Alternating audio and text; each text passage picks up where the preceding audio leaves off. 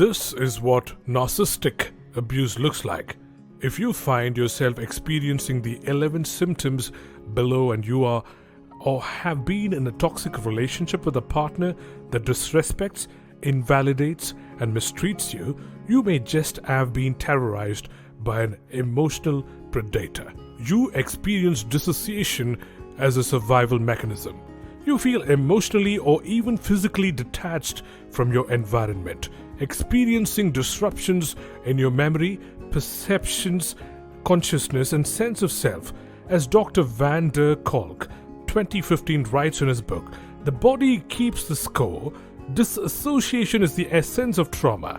The overwhelming experience is split off and fragmented so that the emotions, sounds, images, thoughts, and physical sensations take on a life of their own." Dissociation can lead to emotional numbing in the face of horrific circumstances.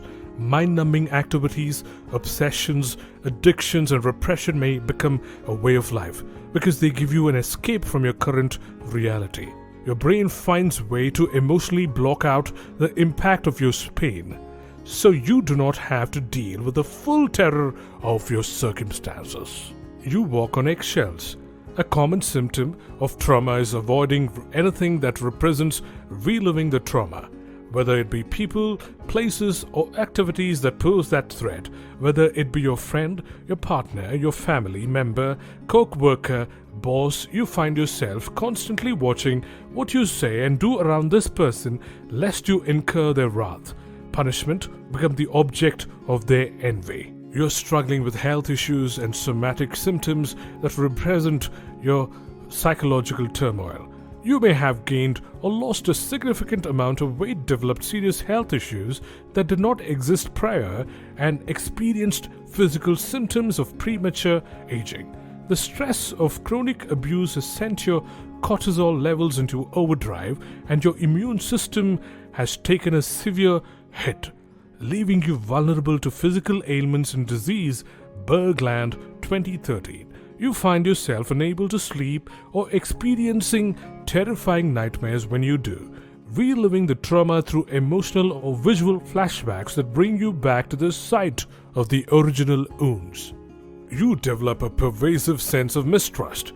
Every person now represents a threat, and you find yourself becoming anxious about intentions of others, especially having experienced the malicious actions of someone you once trusted. Your usual caution becomes hypervigilance. Since the narcissistic abuser has worked hard to gaslight you into believing that your experiences are invalid, you have a hard time trusting anyone, including yourself. You self-isolate. Many abusers isolate their victims, but victims also isolate themselves because they feel ashamed about the abuse they're experiencing. Given the victim blaming or misconceptions about emotional and psychological violence in society, victims may even be retraumatized by law enforcement, family members, friends, and harem members of the narcissist who might invalidate their perceptions of the abuse. They fear no one will understand or believe them. So instead of reaching out for help, they decide to withdraw from others as a way to avoid judgment and retaliation from their abuser. You self-sabotage and self-destruct. Victims often find themselves ruminating over the abuse and hearing the abuser's voice in their minds, amplifying the negative self-talk and tendency towards self-sabotage. Malignant narcissists program and condition their victims to self-destruct, sometimes even to the point of driving them to suicide. You protect your abuser and even gaslight yourself.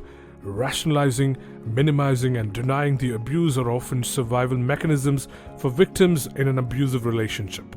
In order to reduce the cognitive dissonance that erupts when the person who claims to love you mistreats you, victims of abuse convince themselves that the abuser is really not all that bad, or that they must have done something to provoke the abuse.